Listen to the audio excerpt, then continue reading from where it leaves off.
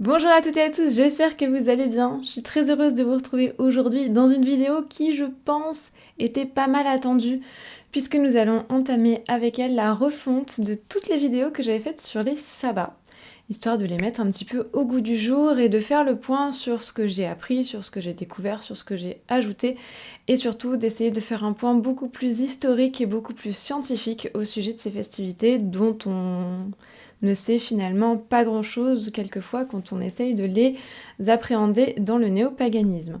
Alors, il faut savoir que j'avais prévu à l'origine pour cette vidéo un chouette décor, une chouette tenue. Je me suis fait une côte. Voilà, donc j'avais le choix entre ne rien faire du tout, ce qui était très dommage parce que je sais que vous attendiez beaucoup cette refonte de vidéo, ou la faire dans mon décor habituel et avec... Enfin, mon décor habituel, ce décor un peu schlag, et avec un vieux t-shirt de métal, parce que c'est à peu près la seule chose que je suis capable d'enfiler sans pleurer de douleur. Donc on va faire ça, hein. On va essayer de s'attarder plutôt sur le fond que sur la forme, même si je pense que c'est un bad move dans la sphère actuelle, mais bon, on va essayer de... Hein. Faites-eux, rajoutez ce que vous voulez derrière, whatever. Bref, on va essayer de parler un petit peu du sabbat qui se profile à l'horizon, qui est donc le sabbat de Lissa. Vous l'avez compris dans le titre, vous l'avez compris dans la date, bref, vous l'avez compris. Avant toute chose, j'aimerais qu'on fasse un point qui me paraît très important sur une notion qu'il nous faut absolument comprendre si on veut comprendre le sabbat de Lissa, c'est la notion de solstice. En effet, Lissa, ça marque en général le solstice d'été, qui est une notion qui finalement n'a pas beaucoup de signification pour beaucoup d'entre nous. On sait juste que sur le calendrier, c'est le début de l'été, que c'est le jour le plus long de l'année, et on s'arrête là, en général. Et je trouve ça un petit peu dommage, donc on va commencer d'abord par faire un petit peu d'astronomie, et voir un petit peu ce que ça veut dire tout ça. Alors, la notion de solstice, en fait, elle peut se comprendre déjà quand on commence à s'intéresser à... Je me trémousse, je vais couiner, je vous préviens, ça va pas être très agréable à regarder.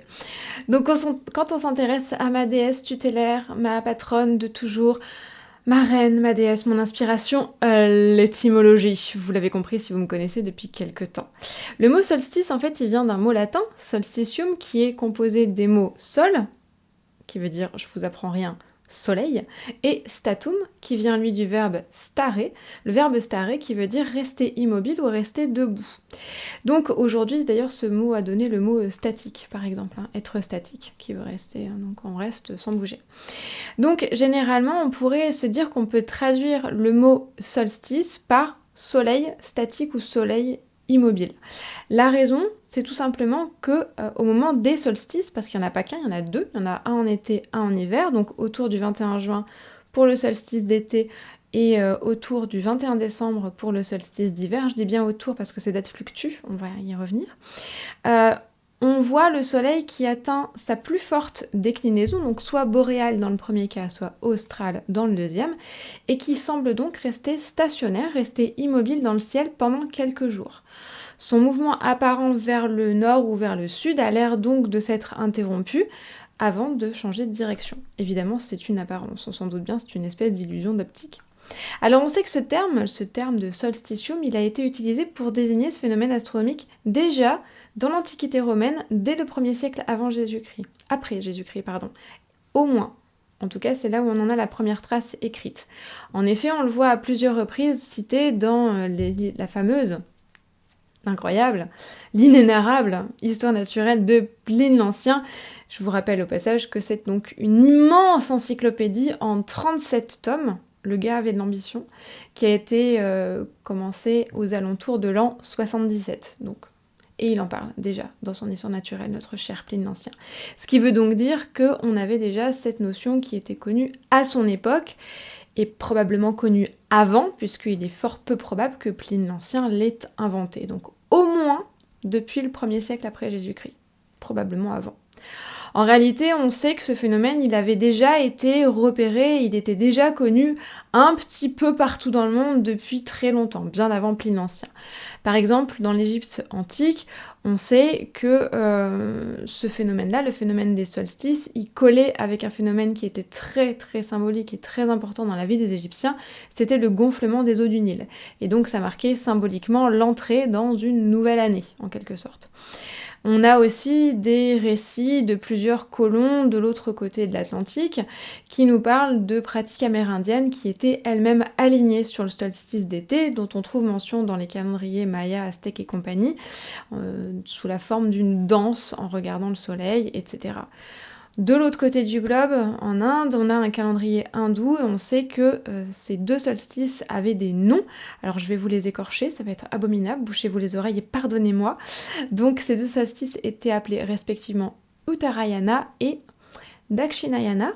Je pense que je les ai massacrés, j'en suis navrée, mais ceux-là ils tombaient plutôt autour du 14 janvier et du 14 juin, puisque on n'avait pas la notion de la précession des équinoxes. Je m'attarde pas là-dessus, mais c'est un phénomène qui a décalé profondément nos calendriers, ce qui fait que les calendriers ne tombent plus aux dates où les phénomènes étaient observés à l'époque où les calendriers ont été construits. Puisque en fait, ces phénomènes-là se basaient sur l'observation du tropique du Capricorne et non pas du tropique du Cancer, comme c'est le cas dans nos latitudes à nous. Donc il y a un décalage par rapport à ça. Cela dit, faut pas oublier que tout le domaine asiatique du sud-est a marqué des phénomènes de solstice dans leurs festivités. Donc même si ces pays ne mettaient pas forcément énormément l'accent sur ce qui est aujourd'hui notre solstice d'hiver, faut pas oublier que les saisons s'inversent quand on franchit l'équateur, hein. Mais on sait que c'était quand même quelque chose qui était très célébré et qui était très marqué. Alors la difficulté avec les solstices, c'est que autant la date des équinoxes, on le reverra quand on parlera de Mébone, on fera un point sur les équinoxes à ce moment-là, autant la date des équinoxes, elle est assez facile à définir, celle des solstices, elle est beaucoup plus délicate. Pourquoi ? Parce qu'il y a beaucoup de variations de déclinaison au niveau du soleil et que l'atmosphère crée des phénomènes de réfraction qui en varient les perceptions et qui donc font que cette perception du soleil immobile, eh bien, elle est non seulement pas la même en fonction des années, elle n'est pas la même en fonction des latitudes, mais elle n'est pas la même en fonction de la densité de l'atmosphère non plus. Alors, on va pas rentrer dans tous les détails, parce que ce serait compliqué. Il faudrait beaucoup plus qu'une vidéo, et il faudrait beaucoup plus que mes petites compétences microscopiques en astronomie pour les nuls, mais disons que, pour résumer, en fonction de l'endroit où on a calculé ce phénomène-là, la date, elle peut varier de 3 à 5 jours. Du coup, c'est assez difficile à situer. Donc, généralement, il vaut mieux se fier aux calculs qui sont faits par les observatoires astronomiques qui ont accès à des instruments de très très grande précision et qui peuvent nous donner la date la plus exact possible, plutôt que d'essayer de le faire soi-même. Les calculs des équinoxes, ils sont assez simples à faire soi-même. Le solstice, vous allez vous arracher les cheveux. Alors il faut savoir que heureusement avec l'ISA c'est assez facile puisque chez nous ça tombe très souvent le 21 juin. Les dates des 3 autres saisons sont souvent beaucoup plus souples alors que nous ça tombe quand même très majoritairement le 21 juin. Mais il arrive que ça tombe aussi à d'autres dates. Alors cette année ça tombe bien, c'est le 21. Alors contrairement à une idée reçue qu'on voit partout, partout, et qui est abominable, non, le soleil n'est pas plus proche de la Terre au moment du solstice. Non, c'est une illusion d'optique qui nous vient de sa déclinaison. C'est même en fait tout l'inverse. En fait, le trajet orbital de la Terre, ce n'est pas un cercle, c'est une ellipse. Ce qui veut dire que la Terre, elle n'est pas toujours à la même distance du Soleil. C'est un ovale, si vous voulez. Pas tout à fait un ovale, une ellipse c'est un peu plus en amande, mais vous avez compris le principe. Donc, pour résumer, donc la Terre elle n'est pas toujours à la même distance du Soleil en fonction de l'endroit où elle se trouve par rapport à son trajet autour de lui. Donc, début juillet, elle est dans un point qu'on appelle l'aphélie, et c'est le point le plus éloigné du Soleil, tandis que début janvier, elle est en périhélie, qui est son point le plus proche. Vous l'avez compris, au moment du solstice d'hiver, elle est donc plus proche du soleil qu'au moment du solstice d'été. Alors ça nous paraît bizarre parce qu'on se dit il fait plus chaud donc on doit être plus proche du soleil. En réalité, c'est pas la proximité avec le soleil qui fait la chaleur, c'est l'inclinaison de la Terre sur son axe qui fait que les rayons nous parviennent plus ou moins directement. Et à ce moment-là, en fait, l'inclinaison de la Terre fait que les rayons nous parviennent plus directement et qu'il fait donc plus chaud. Mais ça n'a rien à voir avec la distance. Donc on est loin du soleil en réalité au solstice d'été. Je sais que j'ai brisé pas mal de rêves. Je suis navrée, vraiment, je suis navrée. Alors, cela dit, il faut bien se rappeler qu'il n'y a jamais rien de complètement statique dans l'univers, bien au contraire, et que la Terre, elle subit un phénomène qui s'appelle l'excentricité orbitale, ce qui veut dire en fait qu'elle s'éloigne petit à petit de son orbite. Alors c'est infime, mais à l'échelle de l'univers, ça représente quand même un certain mouvement. Et ça évolue tellement qu'on estime que dans environ 10 000 ans, on sera plus là pour le voir, eh bien effectivement, la périhélie sera bien au solstice d'été et la phélie sera bien au solstice d'hiver. Donc on pourra ressortir les magazines dégueulasses qui nous disent qu'on est le plus proche du soleil dans 10 000 ans et ils auront raison. Mais pas pour l'instant. Donc en attendant ce jour merveilleux où enfin la littérature de placard aura raison, notre solstice d'été, lui, il marque donc le moment où on a notre point subsolaire qui atteint le tropique du Cancer. Donc il atteint donc le tropique du Capricorne au solstice d'hiver. On se rappelle que dans nos deux hémisphères tout est inversé. Et donc il y a une particularité assez étonnante, c'est qu'en certains points le long du globe, donc le long de ce parallèle, de ce tropique du Cancer, eh bien il est possible de percevoir ce qu'on appelle un zénith exact, c'est-à-dire un moment où le soleil se trouve pile poil au-dessus de la Terre en formant un angle droit. Un phénomène qui fait que pratiquement toutes les ombres disparaissent. Alors chez nous c'est pas le cas, parce qu'on n'est pas sur le tropique du Cancer, mais c'est quand même intéressant de le mentionner. Donc il y a aussi d'autres phénomènes, si jamais vous allez en Islande par exemple, ou si vous vous rapprochez en tout cas du cercle polaire, eh bien la déclinaison du soleil va faire qu'il ne se couchera pas. À peu près à cette date-là, il va plonger plus ou moins lentement vers la ligne d'horizon, il va l'effleurer un petit peu, et pouf, il va remonter dans le ciel. Et du coup, la nuit ne tombera pas. Alors on imagine bien que ce phénomène-là, où la nuit disparaît, où on se retrouve avec des journées interminables, ça a donné lieu à beaucoup de superstitions, à beaucoup de pratiques magiques, à beaucoup de mythologie autour de ça. D'ailleurs, je vous renvoie à l'excellent film d'Ari Aster, Midsommar, qui nous plonge justement dans cette ambiance-là, cette ambiance très particulière. C'est assez perturbant comme phénomène, mais bon, c'est juste pour votre culture personnelle, puisque ça ne va pas nous servir à grand-chose, puisque nous ne sommes pas du tout vers le cercle polaire. Bref, donc en tout cas, il n'est pas très surprenant que cet événement-là, qui est quand même un événement astronomique majeur, qui est facile à observer, facile à repérer, qui a réduit la durée de la nuit à son minimum, puisqu'on est au moment où le jour est le plus long dans l'année et où la nuit est la plus courte, juste avant que les jours et les nuits ne rallongent, ça a fasciné, ça a intrigué les hommes et ça leur a suggéré, inspiré des croyances, des superstitions, des mythologies, des épisodes fantastiques, etc. Et c'est toujours le cas d'ailleurs aujourd'hui. On a d'ailleurs, petite parenthèse, il y a un musicien américain qui s'appelle Joel Cohen, qui a été le premier à proposer l'idée de créer un festival de musique aux dates des solstices, donc été et hiver, en 1976. À l'origine, ils les avaient appelés, accrochez-vous bien, les Saturnales de la musique, sachant que les Saturnales, c'était le nom que les Romains donnaient aux festivités du solstice d'hiver. Alors, il y a eu quelques tentatives assez timides d'implantation de cette fête donc en 76, mais il faudra attendre que l'idée fasse son chemin, et en 1982, en France, cocorico, le ministre de la Culture, qui était Jack Lang à l'époque, en compagnie du directeur de la danse et de la musique du ministère, un certain Maurice Fleuret, décide de reprendre cette idée en ne conservant donc que la date du solstice d'été, parce que faire un festival de musique l'hiver, c'est vrai que c'est pas génial, puisque c'est souvent en extérieur, donc c'est quand même plus sympa quand il fait beau, chaud et que les nuits ne durent pas très longtemps, n'est-ce pas ? Et donc on a créé la fête de la musique qui se tient depuis au 21 juin. Alors, en 2011, la fête de la musique, c'est devenu un phénomène international. Alors, dès 1985, elle a déjà été reprise par d'autres pays, mais en 2011, il y avait quand même 110 pays qui l'a fêtée sur les 5 continents, 120 en 2014, et il y a pas mal de monde aujourd'hui qui participe à tout ça. Donc c'est un phénomène qu'on peut quand même intégrer à nos pratiques magiques, puisque, eh bien, au départ, ça avait été inspiré d'une fête païenne, en fait. C'est rigolo, quand même. Bref, cette longue parenthèse astronomique qui nous emmène donc vers ce qui nous intéresse, au bout de 15 minutes, le sabbat de Lissa.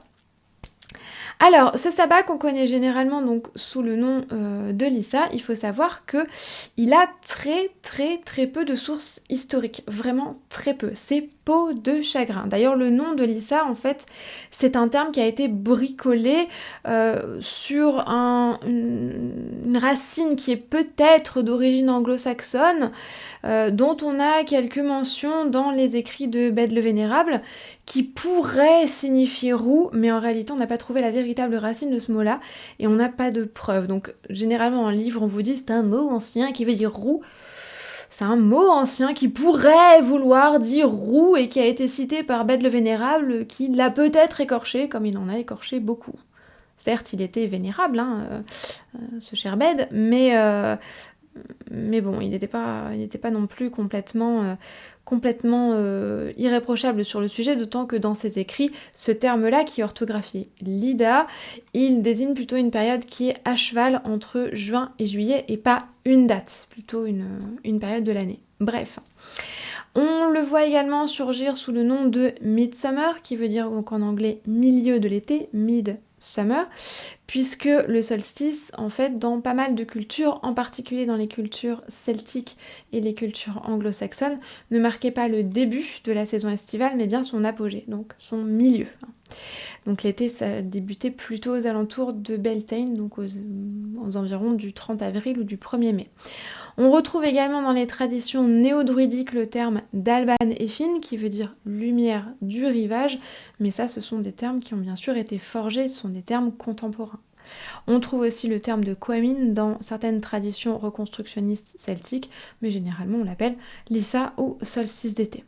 Alors, comme on l'a dit tout à l'heure, c'est le jour le plus long de l'année, donc c'est le plus long temps d'ensoleillement, avant que la durée du jour ne se mette à rétrécir, à diminuer progressivement, jusqu'à être pile poil de la même longueur que la durée de la nuit à l'équinoxe d'automne, puis à devenir plus courte au moment du solstice d'hiver, et on recommence dans un cycle éternel, tel le roi lion, c'est l'histoire de la vie. Bref, le soleil a l'air proche de la Terre, mais c'est pas le cas, on vient de le voir, et on est quand même dans un moment où, au niveau naturel, on est quand même dans une certaine apogée. On est au sommet de la puissance, c'est un phénomène qui a été repéré très tôt par les cultures pré-chrétiennes, on en trouve des traces partout dans le monde, on trouve énormément de constructions antiques et antérieures, préhistoriques notamment, qui sont basées sur des structures qui sont alignées avec le lever du soleil au solstice d'été. C'est pas pour rien. Par exemple, on peut parler de Stonehenge qui est basé là-dessus. Alors Stonehenge est basé également sur le solstice d'hiver, mais il y a une petite structure qui semble avoir été basée sur le solstice d'été. On a les pyramides de Képhren et de Khéops, entre lesquelles le soleil se couche pile poil au milieu à cette date-là. On a de l'autre côté de l'Atlantique la Big Horn Medicine Wheel, qui est une structure amérindienne, comme son nom l'indique, en forme de roue, à 28 rayons, qui aurait été faite il y a 300 ou 800 ans, donc la fourchette est large, c'est difficile à dater quand il n'y a pas de structure organique, et qui aurait été construite pour prédire en fait l'emplacement des levées et des couchers de soleil, et des levées et des couchers de certaines étoiles, notamment Sirius, Rigel ou Aldébaran, précisément au moment du solstice d'été. Au Mexique, on a un observatoire qui s'appelle El Caracol, qui a été fait par les Mayas dans la jungle du Yucatan, et qui possède lui aussi des pointes qui sont dirigées en fonction du lever du soleil ce jour-là, et puis de son coucher au moment du solstice d'hiver. Du coup, on voit bien que c'est un truc qui a été repéré depuis très longtemps et un peu partout. Mais, quant à savoir comment on l'a célébré, eh bien là, c'est le flou total. Alors on sait qu'il y avait des célébrations, on a un vieux festival en l'honneur d'un dieu mésopotamien qui s'appelait Tammuz, qui sont attestés en Syrie, en Phénicie, dans l'Antiquité.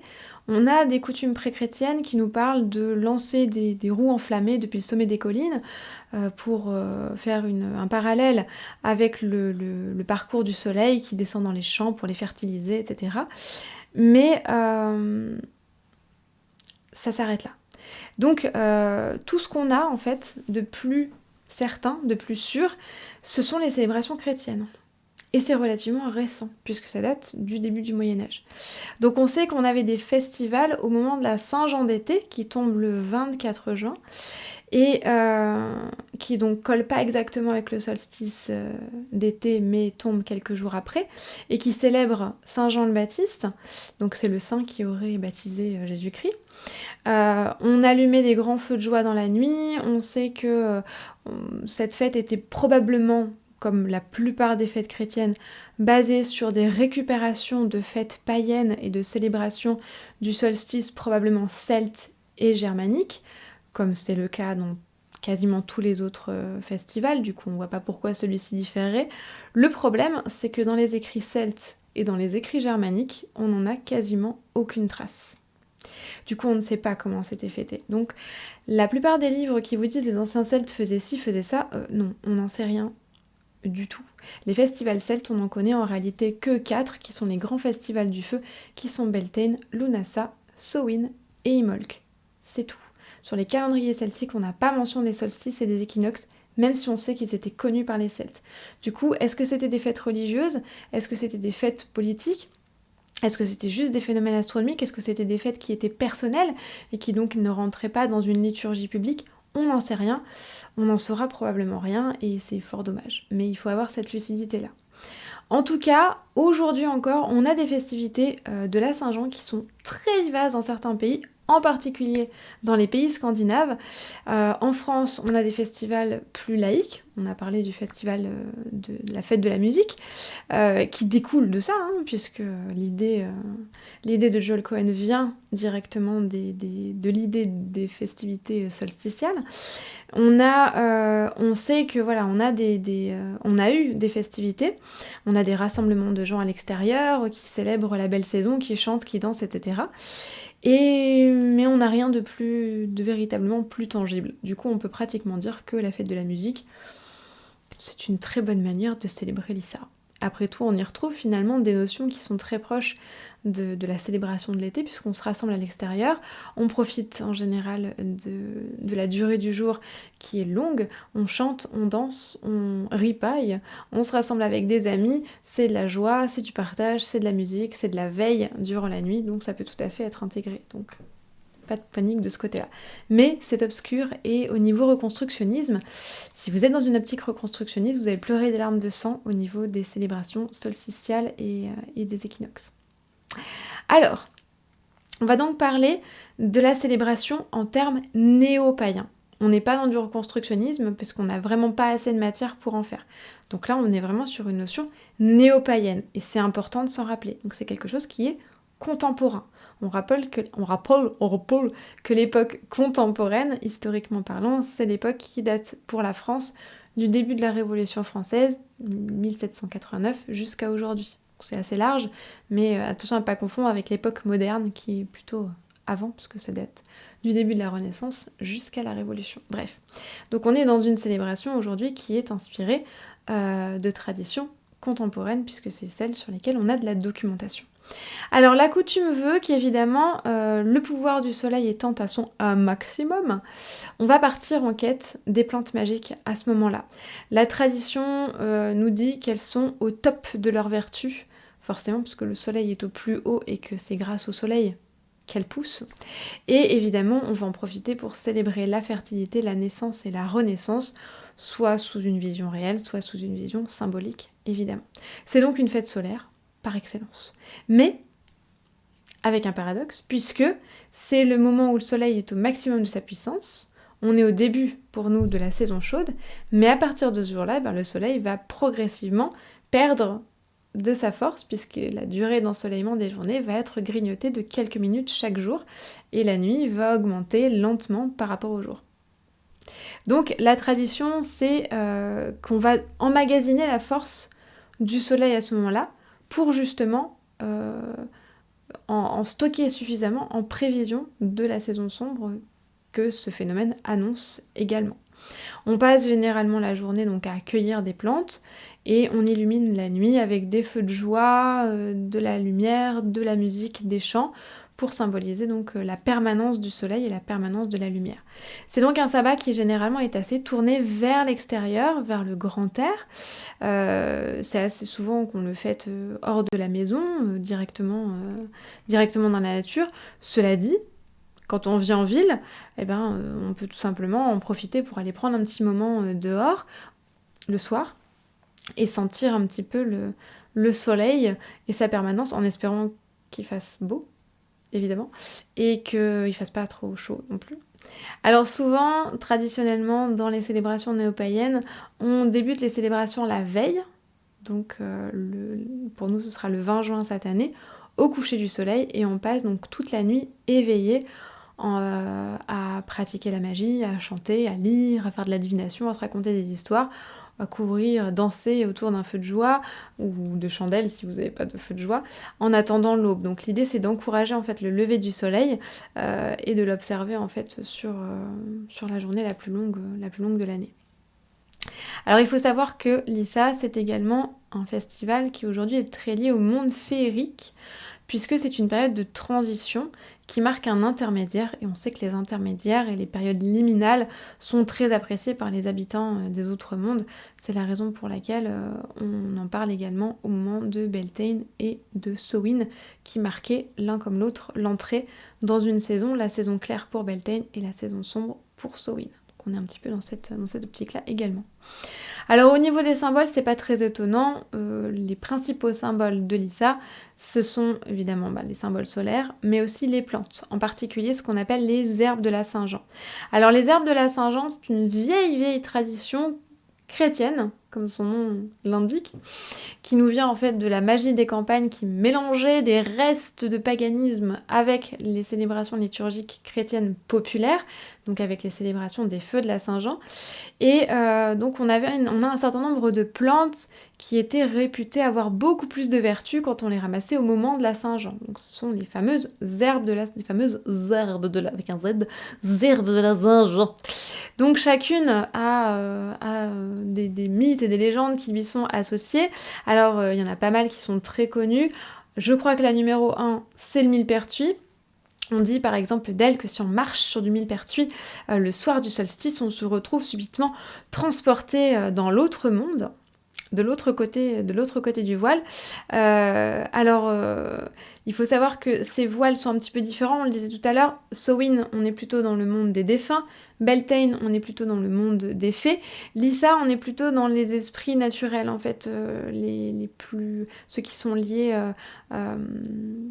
à la nature, à l'eau, etc. et qui sont souvent les plus farceuses d'ailleurs, donc méfiez-vous de pas trop marcher sur du millepertuis quand même, attention. Donc si jamais ça vous arrive de marcher sur du millepertuis et de vous retrouver subitement au pays des fées, pas de panique, il suffit de ne rien manger, de ne rien boire, parce que si vous le faites, vous allez vous retrouver là-bas piégé à jamais. Alors ça c'est une variante en fait du mythe qui nous vient tout simplement du mythe de Perséphone / Proserpine des mythologies gréco-romaines, qui est donc une déesse qui avait été capturée par le dieu des enfers Hadès, qui l'avait emmenée dans le monde des morts et qui s'y est retrouvée piégée parce qu'elle avait mangé 6 pépins de grenade. Donc elle y a été piégée pendant 6 mois, et ce mythe a donné naissance au fait, à la superstition populaire qui dit que quand on est dans le monde, dans le royaume des fées, si on mange ou si on boit quelque chose là-bas, on s'y retrouve piégé à jamais. En revanche, vous avez le droit d'accepter les cadeaux qu'on vous fait là-bas. D'ailleurs, c'est même recommandé. Mais attention, il ne faut pas remercier pour ces cadeaux-là. C'est vu comme une insulte. Et surtout, ne dansez pas avec les êtres féeriques, parce que vous risquez soit de danser pendant des années en vous imaginant que vous n'avez dansé que quelques heures, et donc de retrouver un monde qui sera complètement changé, soit carrément de mourir d'épuisement, ce qui pourrait être un peu ballot quand même, pour une petite gigue, n'est-ce pas ? Cela dit, si on l'emploie correctement, le millepertuis, il est capable de briser tous les sortilèges négatifs, de chasser les entités malfaisantes, y compris la dépression. D'ailleurs, c'est assez rigolo parce que on a découvert que le millepertuis est un antidépresseur naturel, comme quoi la théorie des signatures n'est pas toujours du bullshit, n'est-ce pas ? Et donc en ramasser un petit brin à l'Issa que vous allez épingler sur votre cœur et que vous allez porter toute la journée, pourrait normalement vous remplir de joie et de paix. dans le doute, conservez le petit brin, laissez-le sécher jusqu'à l'année suivante en talisman de bonheur et puis vous le remplacerez l'année d'après. Alors il y a d'autres plantes évidemment, il y a la rose qui est sans doute la reine incontestée des fleurs et du solstice. Donc c'est le moment de la récolter mais aussi de la manger, parce que ça se mange la rose et que c'est très très bon. Donc on peut rajouter de l'eau de rose par exemple à nos préparations culinaires, on peut aussi en rajouter à nos préparations cosmétiques parce que ça fait du bien. Et bien entendu, là le but ce sera plutôt d'attirer l'amour et le divin, parce que la rose c'est également une plante qui est liée au divin. Donc par exemple, vous pouvez imaginer planter un rosier en compagnie de votre moitié, votre Fergus, hein, comme on dit dans Une année en magie. Fergus dans Une année en magie, c'est le nom qu'on donne par défaut à l'être aimé, quel que soit son genre, son sexe, hein, peu importe. Mais bien sûr, alors il y a énormément d'autres plantes, alors je vais pas vous en faire une liste exhaustive parce que ce serait très indigeste et que ce serait très long, mais enfin, si vous trouvez de la chilée, de l'aigremoine, de l'armoise, du bouillon blanc, de la campanule, des chardons, que sais-je encore, du gui, de l'hysope, du lierre terrestre, des marguerites, du millepertuis bien sûr, de la morelle, bref, il y en a énormément. Ramassez des plantes, la verveine bien sûr fait partie des plantes phares de ce moment-là. Bref, ramassez vos plantes magiques à ce moment-là. Faites attention parce que comme ces plantes magiques sont souvent associées aux fées, on déconseille généralement de les couper en employant une lame contenant du fer, étant donné que le fer est un métal qui est haï par les esprits et par les fées, et à plus forte raison. Du coup, alors c'est très difficile de trouver une lame qui n'est pas de fer, hein, parce que l'acier, c'est un alliage de fer. Cela dit, aujourd'hui, il y a des couteaux en céramique, ça marche très très bien. Et si vous avez de la chance, vous pouvez aussi, si vous avez un contact avec un forgeron sympa, vous avez aussi moyen de vous faire forger une lame de bronze ou de laiton, par exemple, qui pourra également faire l'affaire, ou d'obsidienne, mais l'obsidienne, voilà, c'est plus compliqué et ça demande un autre budget. Mais enfin, c'est tout à fait possible. Sinon, on ramasse avec ses mimines. Et puis si c'est trop gros, si on n'y arrive pas, et ben c'est qu'il faut le laisser en place. Et me ramasse pas trop. Alors au niveau des activités, allez ça, c'est un moment qui est tout à fait indiqué pour quasiment toutes les formes de magie en fait. Donc on peut faire à peu près tout, puisqu'on est à un moment où les pouvoirs sont à leur maximum. Du coup c'est pratique, c'est plutôt polyvalent. Alors généralement, on privilégie quand même surtout la guérison, l'amour et la protection, hein, on va dire, c'est les 3 piliers absolus des sortilèges, n'est-ce pas? Mais bien sûr, on peut faire à peu près tout ce qu'on veut à ce moment-là. Profitez-en pour trier vos plantes aussi, hein, bien entendu. Mais on peut aussi allumer un feu de joie, bien sûr. Il n'a pas besoin d'être monstrueux, hein. Vous pouvez allumer un tout petit feu dans un petit baquet. Faites toujours bien attention de respecter les règles élémentaires de sécurité. On s'assure qu'on l'allume à un endroit où on a le droit de le faire. On s'assure de faire avec des instruments inifugés et on s'assure d'avoir avec soi de quoi l'éteindre si jamais on perd le contrôle, hein. Le feu, ça reste quand même quelque chose de dangereux. Alors, généralement, dans les coutumes des campagnes, on sautait par-dessus, main dans la main, avec l'être aimé. Mais vous n'êtes pas obligé de le faire si vous avez peur de brûler vos fonds de pantalon, personne ne vous en voudra. Toujours est-il qu'on peut aussi s'en servir en fait pour détruire les plantes périmées, les vieilles amulettes, les vieux talismans qui ont perdu leur pouvoir, des vœux, des incantations qu'on va mettre sur des petits morceaux de papier et qu'on va confier au feu. Bref, c'est un moment pour jouer avec le feu, mais en toute sécurité. C'est aussi le meilleur moment, selon la tradition, pour partir en quête de sa baguette. Cet instrument tellement sous-coté, on l'a vu dans Une année en magie au mois de juin. Je pense que vous avez compris mon amour, si vous suivez Une année en magie sur Patreon. Je pense que vous avez compris mon immense amour et admiration pour cet outil qui est tellement sous-estimé qu'est la baguette. Et bien ça tombe bien, puisque c'est à Lissa généralement qu'on part en quête de cet instrument qui est, selon les traditions, soit lié à l'air, soit lié au feu. Ça dépend. Moi, je la lie à l'air, mais vous pouvez très bien la lier au feu. Tout dépend du bord auquel vous appartenez. Puisque là encore, on est dans l'idée que le bois, donc qui est un végétal, forcément, qui est issu d'un végétal, est au top de sa puissance à ce moment-là, et que partir en quête de la baguette, eh bien, ça permet d'avoir un bois qui sera au max de ses vertus pour nous aider au maximum dans notre magie. Dans la Wicca, on se retrouve également avec une petite légende à ce moment-là qui nous dit que le roi Ou, qui symbolise la moitié sombre de l'année, et le roi Chêne, qui symbolise la moitié lumineuse de l'année, rentrent en duel tous les deux, et le roi Ou va gagner, en présageant donc des jours qui vont commencer à diminuer après le solstice d'été. Donc il y a pas mal de Wiccans qui reconstituent cette bataille en se déguisant en roi Ou et en roi Chêne, en se battant avec des épées en bois ou des bâtons, et faisant en sorte donc que le roi Ou gagne. Donc ça peut être assez amusant dans une petite célébration dans un groupe. C'est aussi un moment qui est très plébiscité pour les unions de toutes sortes, donc les handfasting évidemment, mais aussi pourquoi pas les créations de coven, les alliances entre amis, les alliances professionnelles, les signatures de contrats, d'accords, bref, toutes ces choses-là qui nécessitent la cohésion de plusieurs personnes. Bien sûr, puisque on est en lien avec les autres mondes, c'est un très bon moment pour la divination, pour la prophétie. Bien sûr, on écoute ses rêves également à ce moment-là. Et puis, on célèbre bien sûr tout le côté social, donc la joie, l'amour, le partage, la famille, l'amitié, la musique, bref. Toutes ces petites choses-là qui sont bien sympathiques. Au niveau des couleurs, sans surprise, ce sont des couleurs solaires qui sont à l'honneur, le jaune et l'or, mais aussi les couleurs des plantes, le vert bien vif des plantes matures et les nuances d'orange qui nous rappellent les feux, bien entendu. On se tourne également beaucoup vers les symboles solaires, les branches, en particulier les branches de chêne, puisque le chêne c'est l'arbre solaire par excellence, et toutes ces petites choses-là qu'on peut mettre sur son autel pour symboliser donc l'apogée du soleil.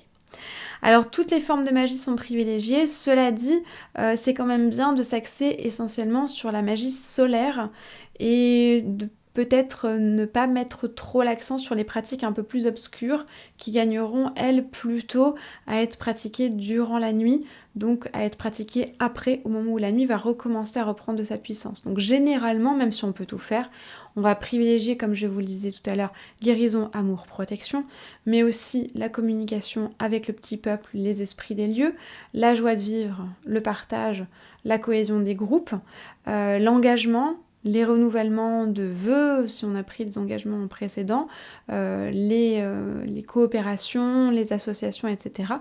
Et bien entendu les animaux, puisque dans les campagnes, on bénissait les animaux dans les pratiques au XVIIIe et au XIXe siècle, on bénissait les animaux en les faisant passer entre les feux du solstice, mais on peut le faire avec les animaux de compagnie ou les animaux que l'on possède à cette occasion.